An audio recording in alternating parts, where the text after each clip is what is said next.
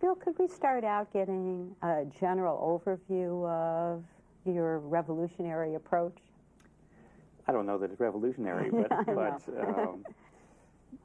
often in the addictions field, the model has been you need to put something into the person or change them or convince them or confront them. And this is more of a drawing out of the person approach. And you mentioned ambivalence just a moment ago.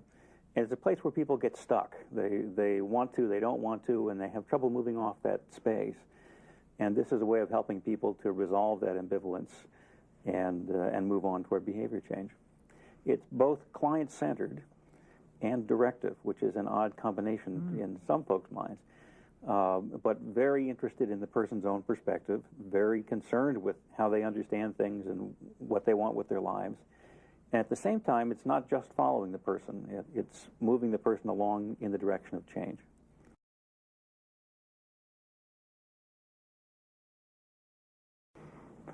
In a couple of minutes, we're going to watch you work with a young man named Mike.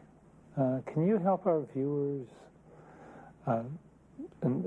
just to focus on what it is that they might be looking for in your work, some of the techniques or some of the strategies that you might be using? Yeah. Well, besides the principles that I talked about before, the way that one usually opens a session like this is with an open question, one that invites the person to tell you about themselves. And not just one of those, but a series of open questions. I try not to ask closed-ended questions very often, but to give a question where the client can move around a bit, and then follow with reflective listening very much.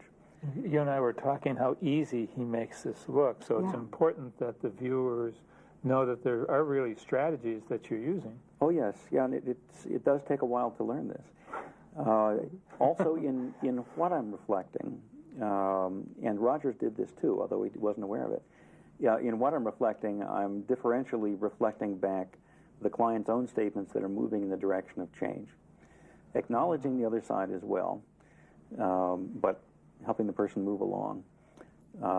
There's acknowledgement of the person's freedom to choose and the respect for that position, but listening for the person's own motivation, for their own goals, for their own desire to change, and reflecting and encouraging and moving that along as we go, and providing the encouragement and the hope that can happen. And this client was very ambivalent, wasn't he? Yeah, and that's not uncommon. For some reason, we pathologize that in the addiction field, but ambivalence is very human, and in fact is a normal part of the change process, that when you go from not thinking about change to beginning to think about it, you must pass through a period of ambivalence.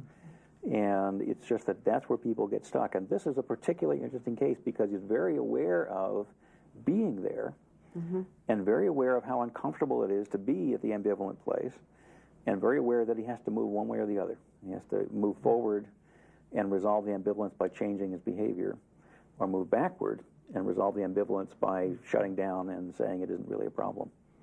Well, since I'm not sure are three of my favorite ambivalent words, I'm looking forward to watching this. All right. Let's watch your work with Mike. Okay.